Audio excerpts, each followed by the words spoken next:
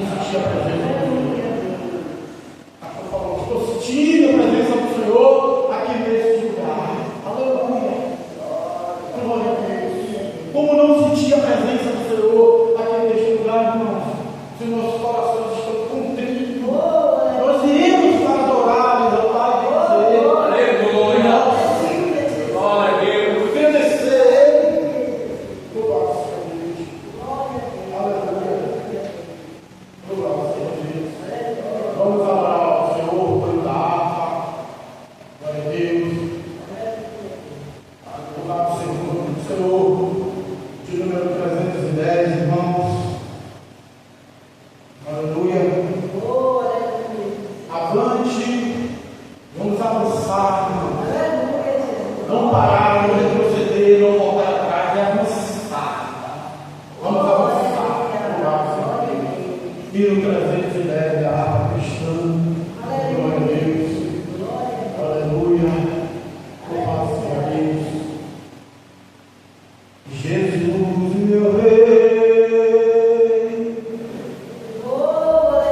Jesus é o Redentor que veio nos salvar do mundo de horror, das ondas deste mar.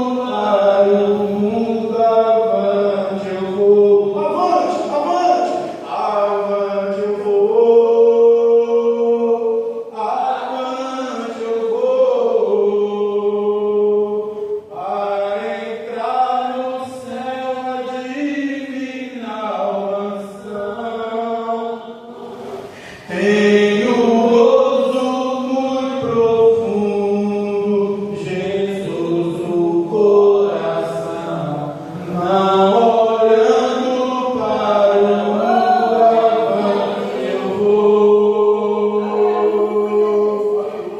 que vira Jesus a fim de me levar a desfrutar o seu amor sem par. Abraão, Isaque e Jó, ali no céu verei, ao lado de Jacó, com ele serei, avante eu vou, avante eu vou, para entrar no céu da divina unção.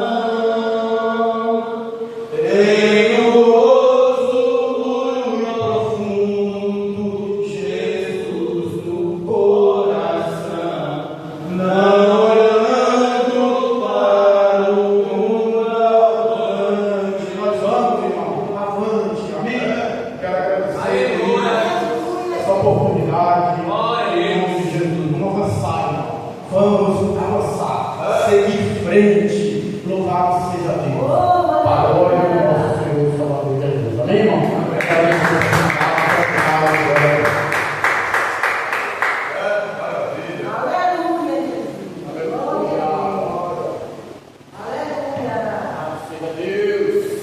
Glória a Deus, aleluias.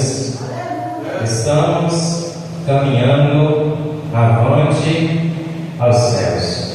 O nosso destino é o céu.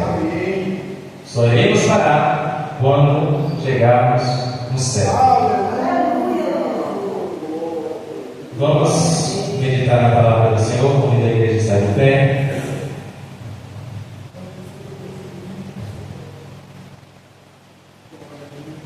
Convido a igreja a abrir o seu exemplar bíblico, o livro de Êxodo.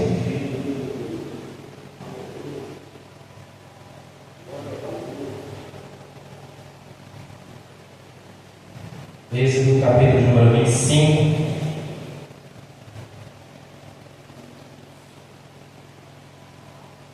Vamos ler os versículos da palavra do Senhor. Êxodo, capítulo número 25. Vamos ler o versículo 1 e 2. Depois vamos para o versículo 8 e 9.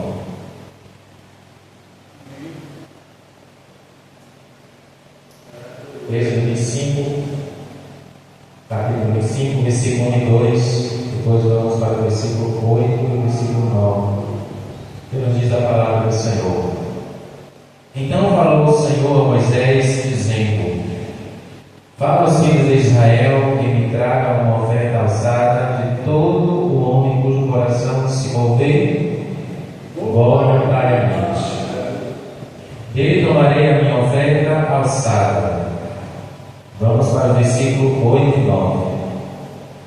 E me farão um santuário e habitarei no meio deles, conforme a tudo o que eu te mostrar para o modelo do tabernáculo e para o modelo de todos os seus que pertencem, assim mesmo o farei. Maravilhoso Deus, Altíssimo, Eterno e Glorioso Pai, uma vez mais graças te damos, te louvamos, Senhor, pela leitura da tua palavra. A mesma será o direcionamento da aplicação desse ensino. O Senhor, professor por excelência, nós somos teus servos, chamados agora de teus filhos, a qual temos também a herança, Pai, temos também a promessa. E nessa noite, eis-me aqui uma vez mais diante da tua presença, para ser o seu instrumento, para ser o porta-voz, para que a tua voz venha soar sobre a tua igreja e venha alcançar corações, quem sabe corações abatidos, corações feridos, corações fracos, corações desanimados, corações que se frustraram, Senhor, em meio a caminhar.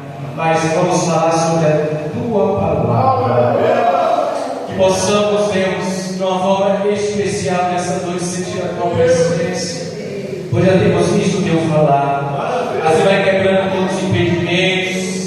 quebrando todas as barreiras, joga por terra todo empecilho, todo embaraço. Que a tua presença seja real, Senhor, e seja manifestada no meio da tua igreja. Em nome do Senhor Jesus, é por isso que nós te pedimos, te louvamos e te agradecemos em nome do Pai, do Filho e do Espírito Santo. Amém. Amém. Graças a Deus.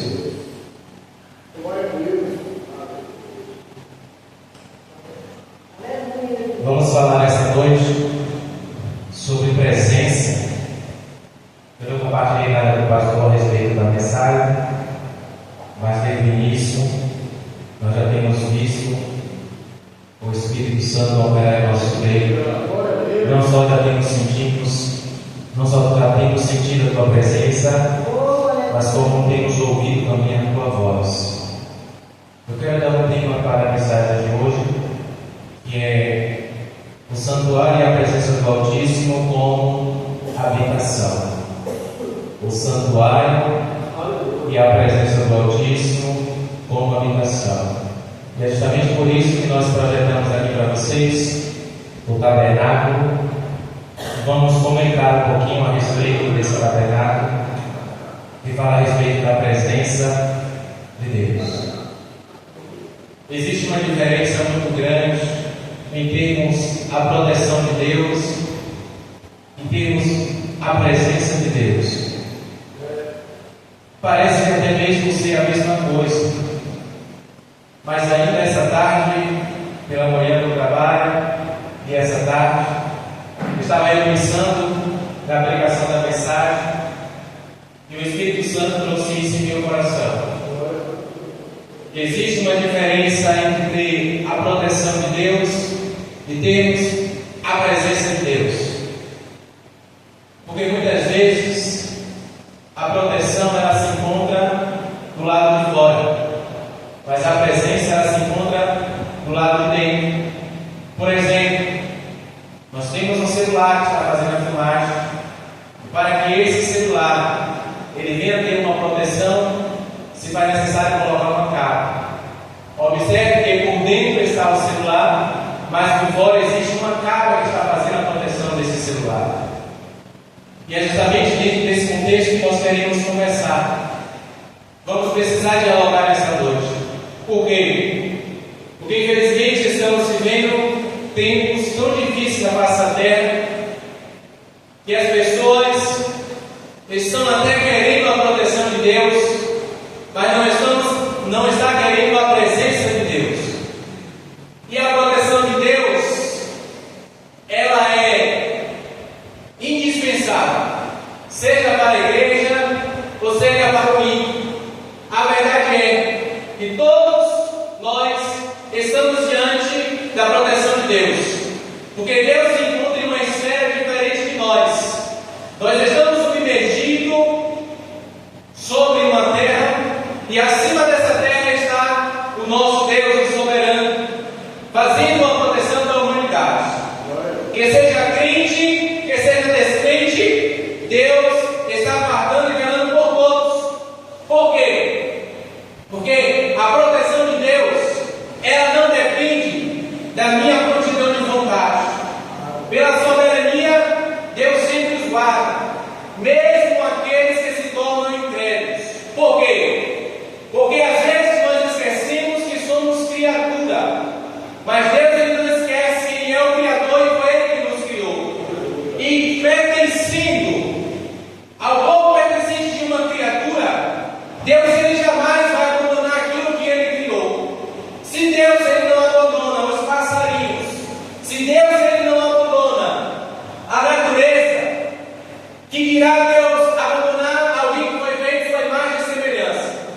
Então é por isso que muitas vezes nós percebemos pessoas até mesmo virando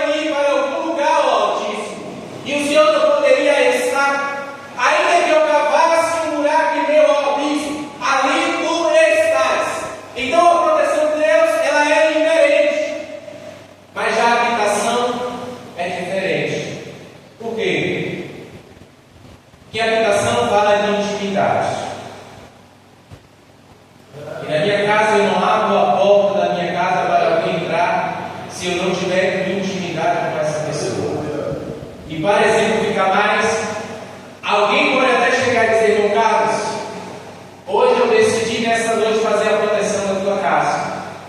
Ele pode até proteger, mas para habitar na minha casa, eu preciso abrir a porta. Já a proteção também pode fazer do lado de fora. E Deus anelava habitar no meio do povo de Israel. Existe um hino aí que fala: vem me visitar hoje aqui. Os irmãos devem conhecer. Mas o Espírito Santo não é visitante. O Espírito Santo, em nenhum momento na Bíblia nós vamos perceber que o Espírito Santo Paracleto, ele faz questão de visitar alguém. O Espírito Santo faz questão de morar. É diferente. Mas para o Espírito Santo morar, tem algumas recomendações, tem algumas renúncias. E talvez seja por isso que muitas pessoas, na opção de proteção e habitação, vai preferir ficar com a proteção de Deus e não a habitação. Porque para Deus habitar, para o Espírito Santo habitar em nós, é preciso haver renúncia. E Deus queria habitar no meio do teu povo. E é por causa disso que aqui nós estamos falando sobre as ofertas para o tabernáculo. Deus chama Moisés e diz: ó Moisés, tudo como eu te ordenar, assim o farás. Não deixa escapar nada do que eu venho passar para ti. Absolutamente nada.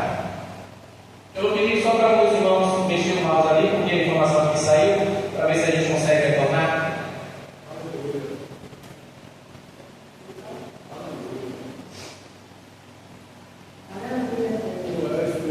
Então nós vamos perceber que Deus, ele sempre quis fazer morada em meio ao teu povo. Deus sempre quis fazer morada em meio ao seu povo. Glória a Deus. Aí Deus chama Moisés e dá as instruções para Moisés. E nós lemos 4 versículos. Primeiro nos diz: então falou o Senhor a Moisés dizendo: fala aos filhos de Israel, versículo 2, que me traga uma oferta alçada de todo homem cujo coração se mover voluntariamente. Eu não estou com vontade de cultuar hoje, mas eu vim. Eu não estou com vontade de adorar hoje, mas eu estou adorando. Eu não estou com vontade de reger hoje, mas eu estou regendo. Eu não estou com vontade de louvar o hino da água, mas eu estou louvando. Não tem presença nesse louvor, não tem presença nessa adoração. Por quê? Para que a presença venha habitar e se manifestar, é preciso que haja voluntariedade. E é por isso que muitos cultos, é por isso que muito sacrifício não tem sido recebido por Deus. Porque até a manifestação, mas uma voluntariedade. Irmãos, observe comigo aqui, pense comigo. O tabernáculo não era para Deus. O tabernáculo era para o povo. Ia servir de proteção para o povo. Mas o povo não conseguia entender que para habitar nesse tabernáculo precisava tudo fazer voluntariamente. Sem voluntariedade não adianta. Livro de 1 Coríntios, é 2 Coríntios, acho que é 2 Coríntios, se não me falha a memória. O apóstolo Paulo vai trazer a recomendação dizendo: olha, quando for dar algo para alguém, dê de forma voluntária, porque Deus ama o que dá com alegria. Então, observe que a primeira condição para que haja habitação da presença é que haja voluntariedade. Lembra do exemplo que eu dei de segurança? Eu preciso ter voluntariedade da minha parte, e eu queria abrir a porta para esse segurança entrar. Se eu não abrir a porta, ele vai ficar lá de fora. Foi isso que Deus falou para uma das igrejas lá dentro de Apocalipse: eis que eu estou batendo na porta. Se abrir, eu entro, farei morada. Mas se não abrir, eu permanecerei do lado de fora. Porque o nosso Deus, ele não é invasivo. Ele só entra quando há permissão. E aí nós vamos perceber que existia dentro do santuário 6 utensílios, e nós vamos trabalhar sobre cada um deles. Mas a primeira coisa que nos chama a atenção, aqui está a figura do tabernáculo. Nós temos uma visão tanto do exterior como interior do tabernáculo. A primeira coisa que nós temos aqui, antes de chegar ao tabernáculo, é justamente o pátio. Nós vamos perceber que para poder ter acesso ao pátio, existia uma porta. Observe, existia uma porta, uma única porta, uma única entrada. Por que isso? Porque através disso aqui, Jesus estava dizendo que Ele é a única porta. Para alcançar essa presença, é preciso passar por essa porta. Vamos conferir João 14,6. O irmão abre aí para nós, João 14,6. E outro irmão abre aí, Mateus capítulo 7, versículo 13. Olha o que Deus vai nos demonstrar a respeito de sermos e termos a necessidade de passar por essa porta. João capítulo 14 e versículo de número 6. Depois Mateus capítulo 7, versículo 3. Irmãos que achou, pode fazer uso do microfone, por favor. Evangelho de João, capítulo 14, versículo 6. Isso. Disse Jesus: Eu sou o caminho, a verdade e a vida. Pronto. Para alcançar a presença, o caminho é esse. Se faz necessário passar por essa porta. Agora vamos ler Mateus 7, 13. Olha o que vai nos dizer, Mateus capítulo 7, versículo 13. Mateus 7,13. Entrai pela porta estreita, porque larga é a porta e espaçoso o caminho que conduz à perdição. A porta é apertada, irmãos. E por ser apertada, não sou eu que digo. Eu apenas estou replicando aquilo que eu creio e nos foi revelado. Pela porta ser apertada, são poucos que entrarão por ela. Porque muitos estão procurando caminhos espaçosos, largos, querendo viver do seu jeito, da sua maneira. Mas o Senhor está nos dizendo: se quiser termos a presença, é preciso passar pela porta estreita. Então nós chegamos aqui, passamos pela porta. E agora, passando pela porta, Deus vai estreitar. Por quê? Passando pela porta, a primeira coisa que vai aparecer é o primeiro princípio: o altar do holocausto. Era nesse altar que era oferecido sacrifício. E todo sacrifício que fosse oferecido nesse altar, os animais não poderiam ter nenhum defeito. Teria que ser imaculado, sem nenhuma mancha. Porque Deus não aceita, Deus não recebe qualquer tipo de adoração. É preciso oferecer a Deus uma adoração perfeita. Perfeita não no sentido de plenitude igual ao Altíssimo, mas que você vinha estar entregando o que é o melhor, como fez aquela viúva, que a palavra do Senhor nos diz que ela tirou tudo o que tinha e entregou a Deus. Então, o primeiro princípio que apareceria é o altar do holocausto. Aqui eram oferecidos animais. Um animal inocente era oferecido em sacrifício para que o pecado do povo fosse perdoado, ou ao menos, pelo menos um lençol fosse colocado para que esse pecado não fosse revelado. Olha que coisa interessante, irmãos, porque o nosso sacrifício, e aqui eu quero fazer a ligação do altar com a nossa vida para com Deus. O nosso sacrifício não começa quando nós chegamos na casa. Tem gente deixando para oferecer sacrifício quando está dentro da casa. Olha o sacrifício onde se oferece lá de fora. Ainda não é dentro. Para chegarmos à presença, o sacrifício começa antes de eu chegar na casa de Deus. Eu preciso me sacrificar antes. Nosso pastor falou que está cansado, fisicamente está cansado.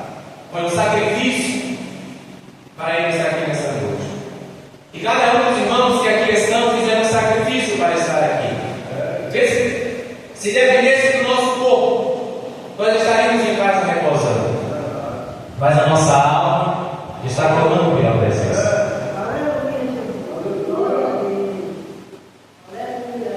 Então, o altar do holocausto era onde os animais eram imolados em sacrifício. Esse sacrifício aqui, irmãos, esse altar do holocausto também aponta para a cruz. Simboliza também a cruz. Vamos ver em Hebreus capítulo 9, versículo 12 ao 14. O altar do holocausto também simboliza a cruz. Foi lá na cruz, no Calvário, que Jesus levou todas as nossas iniquidades. Foi na cruz do Calvário que os pecados estavam sobre os ombros do nosso Deus. Hebreus capítulo 9, versículo 12 ao 14. Olha o que vai dizer o texto. Nem por sangue de bodes e bezerro, mas por seu próprio sangue, entrou uma vez no santuário, havendo efetuado uma eterna redenção. Porque se o sangue dos touros e bodes e a cinza de uma ovelha esparcida sobre os imundos os santifica quanto à purificação da carne, quanto mais o sangue de Cristo, que pelo Espírito eterno se ofereceu a si mesmo imaculado a Deus, purificará a vossa consciência das obras mortas para servir ao Deus.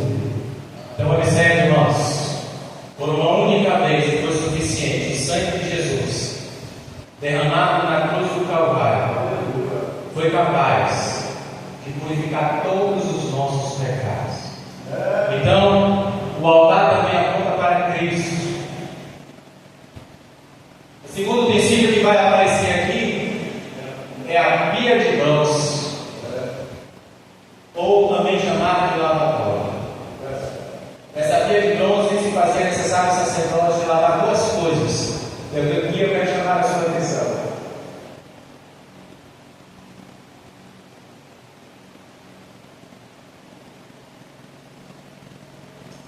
Porque tem pessoas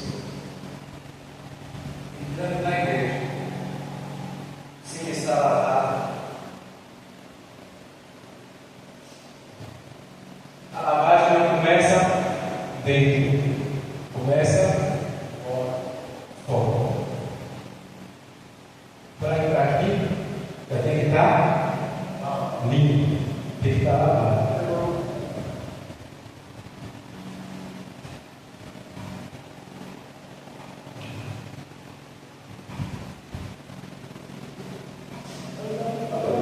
Irmão, o que significa esse tabernáculo? Tabernáculo significa o local de habitação de Deus, a morada do Altíssimo.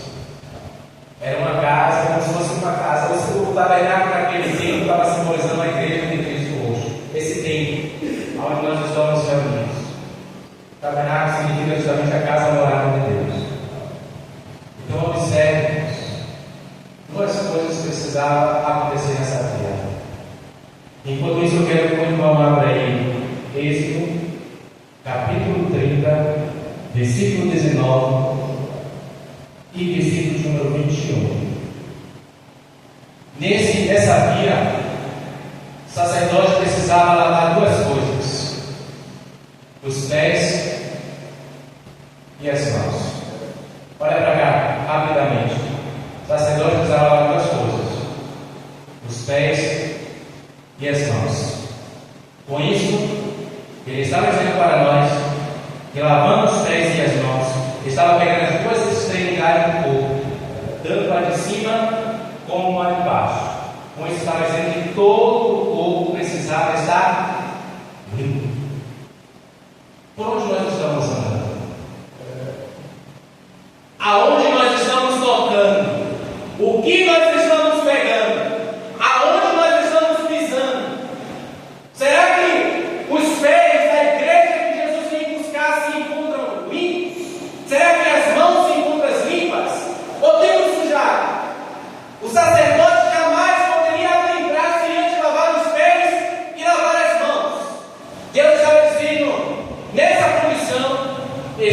limpando todo o corpo, por intermédio dos pés e por intermédio das mãos. Êxodo, capítulo 30, versículo 19 e 21. Versículo 19, versículo número 21. Quem pode ler? Amém. E Arão e seus filhos nela lavarão as suas mãos. Olha aí. E os seus pés. Olha.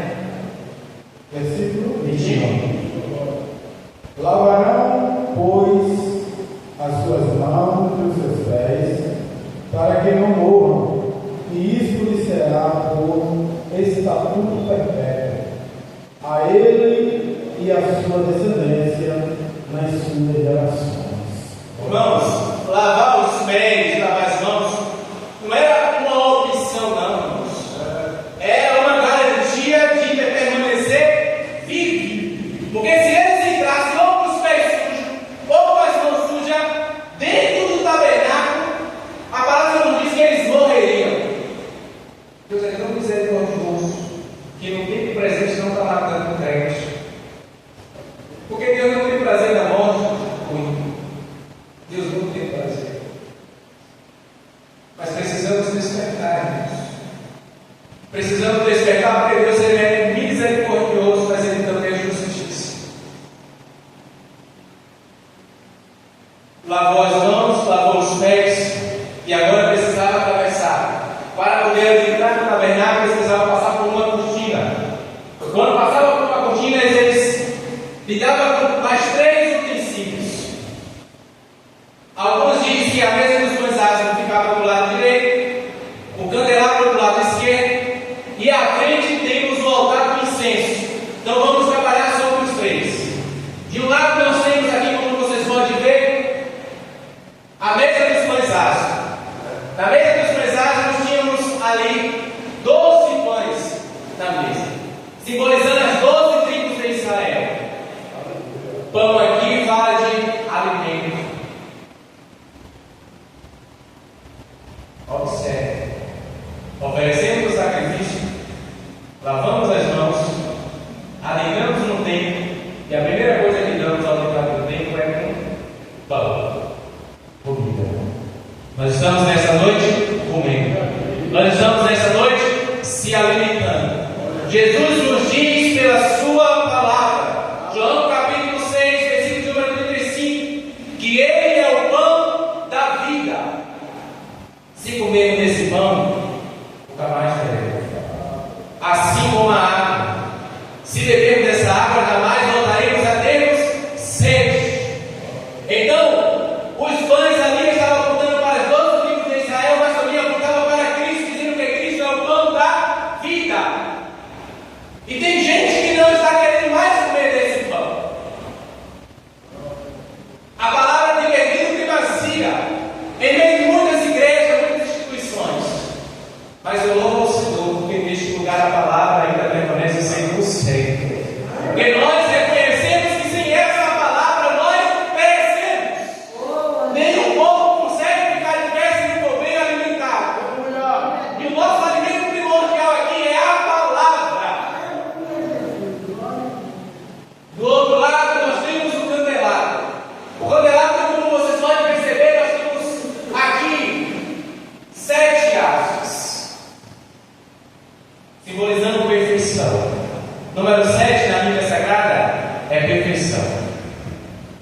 A luz que trazia claridade naquele ambiente era justamente a presença do candelabro, apontando também para Cristo, aonde ele vai dizer que ele é a luz do mundo. E não só ele é a luz do mundo. Mateus capítulo 5 diz que nós agora somos sal e luz. Nós também somos luz da terra.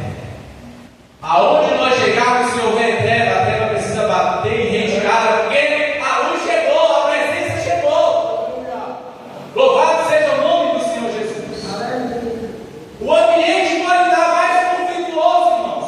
Pode ser mais conflituoso. Se Deus me permitir chegar nesse ambiente, a minha presença nesse ambiente vai mudar. Porque eu carrego a luz da igreja. E as trevas precisam bater em retirada.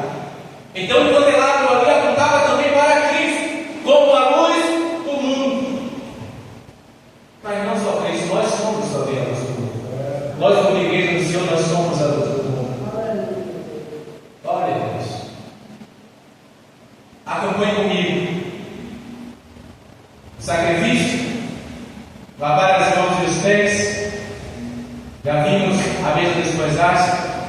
agora chegamos no candelabro.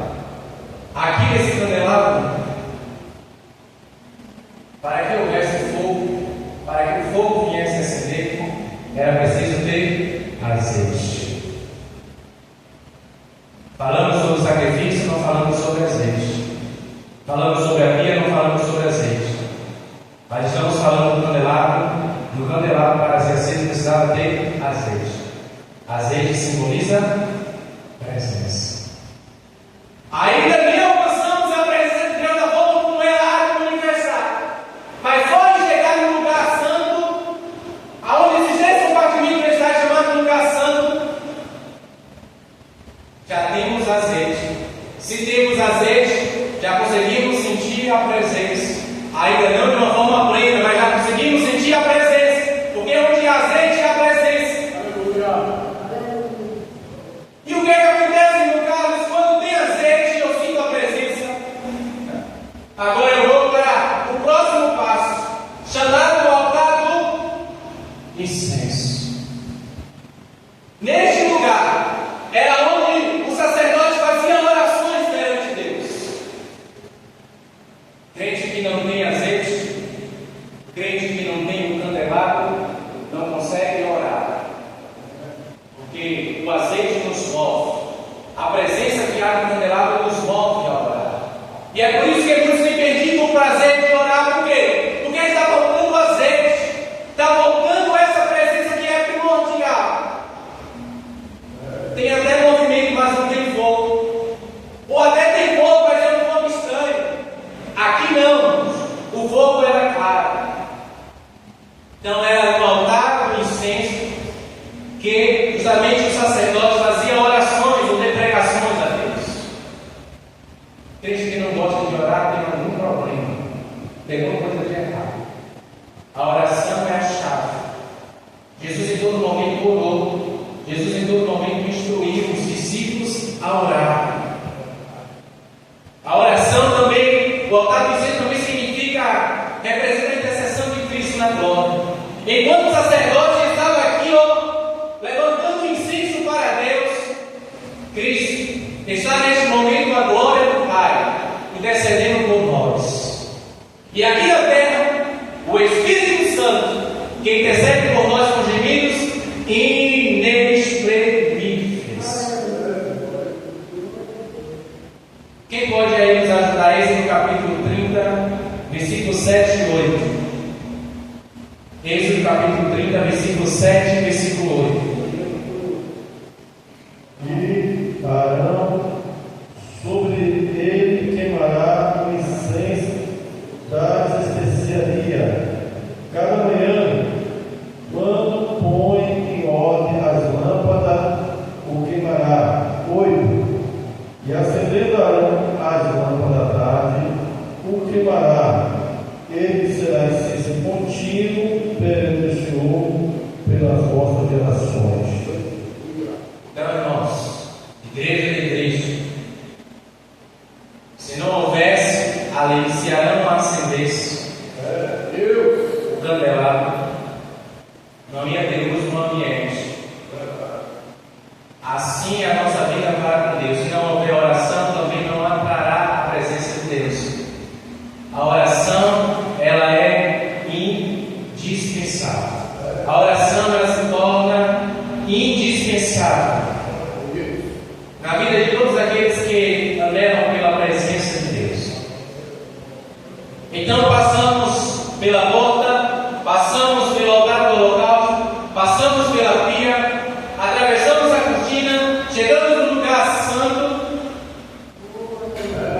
falamos sobre a mesa dos pães asmos, falamos sobre o candelabro, falamos sobre o altar do incenso, e agora se faz necessário ir para um lugar chamado Santíssimo. Nesse lugar chamado Santíssimo, estava ali a tão sonhada e chamada Arca da Aliança. A Arca da Aliança marcava a presença de Deus em meio ao seu povo. Então, Diácono Severino, uma vez mais enfatizando essa pergunta. Além de Deus dar uma casa nova para o povo, Deus está estabeleceu dentro dessa casa vários utensílios, e entre eles estava a Arca da Aliança, que é a garantia da presença de Deus naquele lugar. Louvado e agradecido seja o nome do Senhor Jesus. A Arca da Aliança simboliza a justiça e a presença de Deus. Chegando aqui no lugar santíssimo, olha bem, chegando no lugar santíssimo, entre o altar do incenso tinha outra cortina. Essa cortina aqui é chamada justamente aquela citação que é na Bíblia quando Jesus Cristo morre, que ele diz que o véu se rasgou de alto a baixo. É justamente essa cortina aqui, ó. Antigamente, só o sumo sacerdote poderia habitar no lugar santíssimo, e isso acontecia uma vez por ano. Somente uma vez por ano o sumo sacerdote conseguia entrar no lugar chamado santíssimo. Mas quando Deus entregou o seu Espírito a Deus, o texto nos diz que o véu se rasgou de alto a baixo. O que antes era proibido para nós, agora temos livre acesso a chegar no lugar santíssimo. Chegando no lugar santíssimo, nós chegamos justamente na Arca da Aliança. Chegando na Arca da Aliança, três coisas nós tínhamos dentro da Arca da Aliança: a vara de Arão que floresceu, o maná que Deus concedeu ao povo no deserto, e também as tábuas, ou seja, os 10 mandamentos. Essas três coisas estavam dentro da Arca da Aliança. A vara, demonstrando que é Deus quem escolhe, foi Deus quem escolheu Adão, e Deus manifestou que era Deus que estava separado. O maná, mostrando para o povo que Deus é aquele que provê dinheiro aonde não tem. Foi no maná que Deus proveu o alimento para o povo. E os 10 mandamentos, simbolizando lei. Nós, pertencentes à pessoa de Jesus Cristo, nós não andamos de qualquer forma, de qualquer maneira. Nós temos preceitos e temos princípios. Nós temos mandamentos e temos ordenanças. Não mais fazemos o que nós queremos, mas o que a Bíblia estabelece como parâmetro. E Deus estabeleceu o parâmetro para a nação de Israel. Mas ainda na Arca da Aliança, nós temos aqui em cima uma tampa que ficava sobre a Arca da Aliança, que se chamava propiciatório. Essa tampa tinha 2 querubins que ficavam de frente um para o outro. E o texto nos diz que as suas asas, a asa de um querubim que estava à direita e a asa do outro querubim que estava à esquerda, ela tocava uma na outra. Lembra aqui atrás? Não houve um sacrifício? Desse sacrifício aqui, o sacerdote precisava pegar o sangue do animal. O sangue do animal, o sangue simboliza vida. Tirou o sangue, acabou aqui. Jesus Cristo, antes de ser entregue, deixa eu dizer que Jesus estava orando.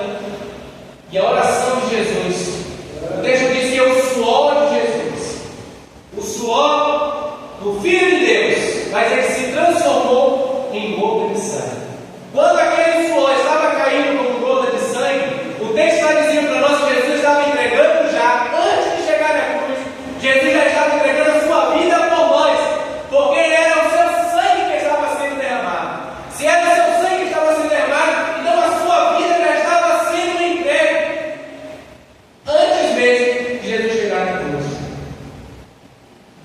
Antes de Jesus ser pendurado na cruz do madeiro, a sua vida já tinha sido entregue por mim e por você.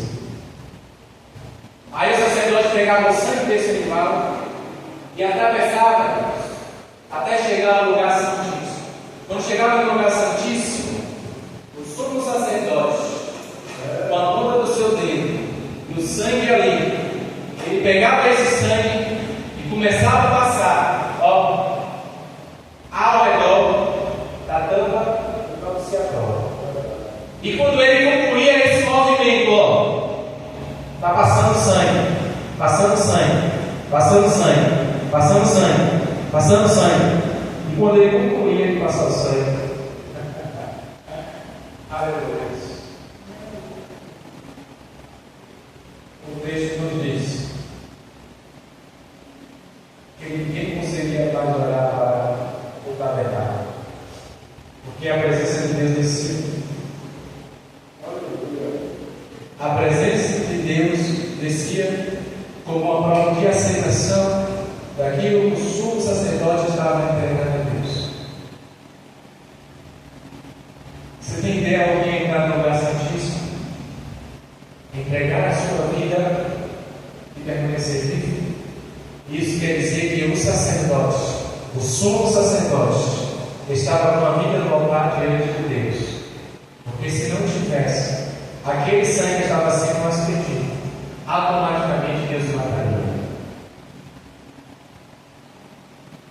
É claro que nós não temos a condição e a possibilidade de dar o nosso sangue por Cristo. E foi por isso que Ele deu por nós. Ele deu seu sangue, entregando a sua vida por amor de nós. Vocês não têm uma dimensão que não é tão fácil assim, como muitos demonstram ser, ter a presença de Deus. Precisamos ter cuidado com os movimentos que existem em nosso meio e tem faltado a presença. Movimento que eu não consigo oferecer o meu sacrifício. Como assim, meu Carlos? Cometi algum pecado lá fora com o meu colega de trabalho. E de noite eu vinha para a igreja para poder cultuar. E não tive condições de me sacrificar. Chegar para o meu colega de trabalho e pedir perdão. Eu posso até sapatear dentro da igreja, mas não é a presença de Deus. Por quê? Porque a palavra do Senhor me diz: se eu for levar a minha oferta, pegar a minha oferta para colocar no altar e me lembrar que eu cometi algo contra meu irmão, a palavra do Senhor diz: deixa a tua oferta, volta até o teu irmão, reconcilia, pede perdão e depois retorna, pega a tua oferta e me oferece. Então, se eu não consigo perdoar o meu irmão, liberar o perdão do meu irmão, não vai existir presença na minha vida.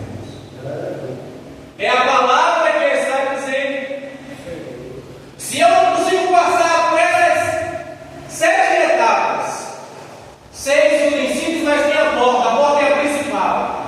Se eu não consigo passar pela porta estreita, se eu não consigo oferecer sacrifício, se eu não dou com minhas mãos e meus pés limpos, se eu não como a palavra de Deus, se eu não ando na luz de Cristo, se eu não consigo dobrar o meu joelho e me comunicar com o Pai Celestial, eu posso até chegar no lugar santíssimo, mas em vez de ter vida, vai ter morte.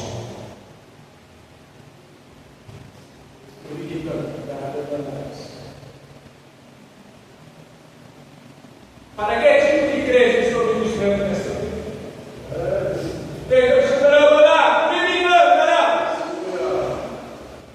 Para que tipo de igreja estou ministrando nesta noite? Para uma igreja que tem vida ou uma igreja que está morta? Não é o fato de ser igreja.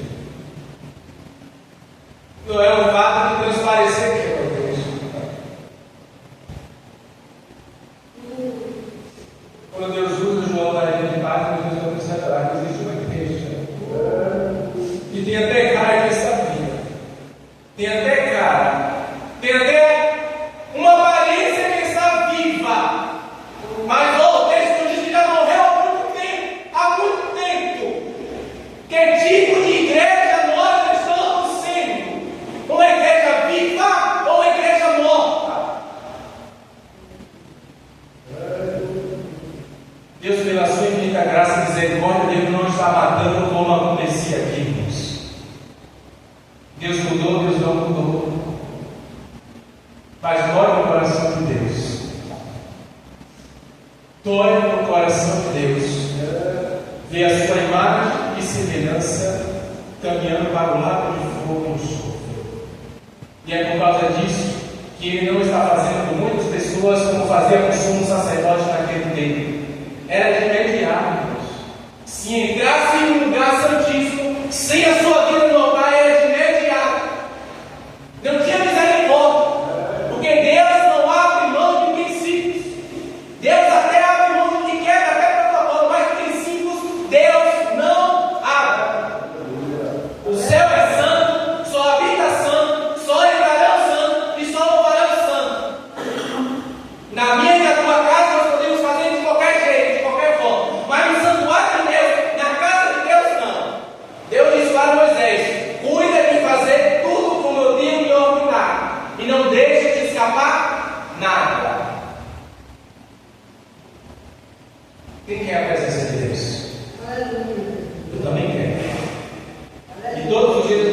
orado ao Senhor.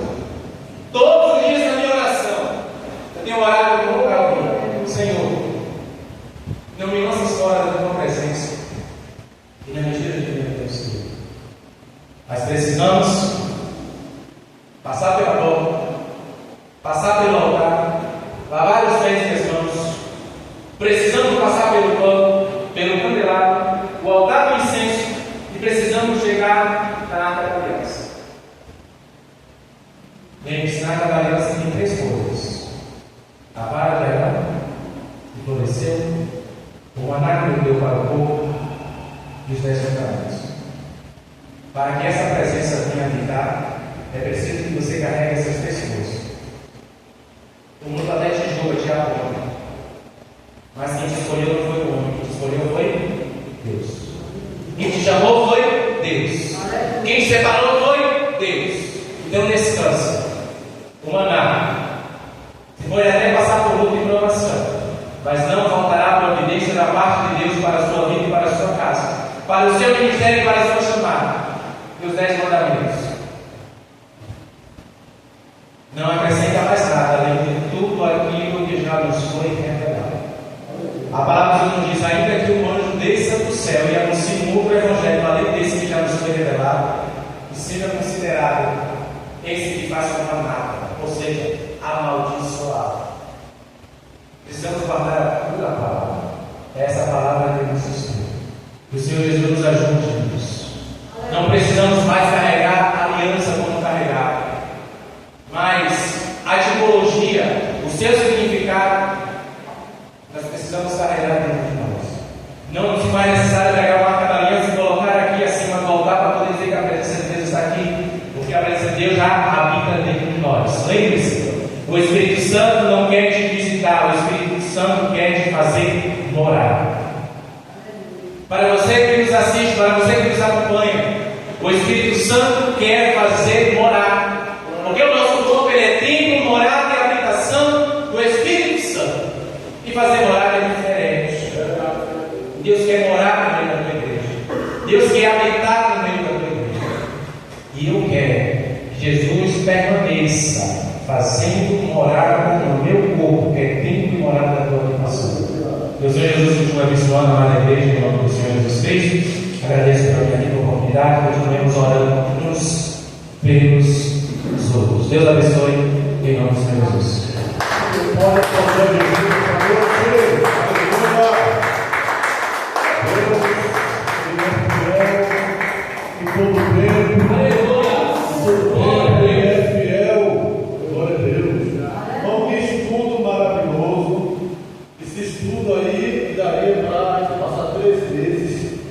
Você não tem ideia. Nós não temos suporte que temos hoje, Diácono Gabriel, Diácono Zé, Diácono Celina, Diácono Guisa, não temos suporte, não temos. Quando nós temos esse estudo, e nós falávamos de cada estádia, que são 50 metros, só de cortina, aqui, e essa cortina é de linho fino, as bases de cobre, e tem também escochete de prata. Aqui tem a largura que é de 25 côvados. E o portão, você tem ideia, só para resumir o portão. Eu falei que o portão é 9 metros e 14. É a única entrada. Aleluia. Tem outra. Aleluia. E essa porta é Jesus. Glória a Deus. O irmão Giovanni estava afastado, ele falou, nem esperou concluir. Eu quero entrar por essa porta que impede de entrar. Aleluia. Aleluia! Levantou a mão e reconciliou com Cristo. Amém? Nós tinha esse parâmetro, esse conteúdo desenvolvendo, ouvindo e contemplando. Não tinha isso, não, só tinha a portinha lá. Mas ele, o coração dele adelou, acendeu a chama. Eu quero entrar por esse portão que é Jesus.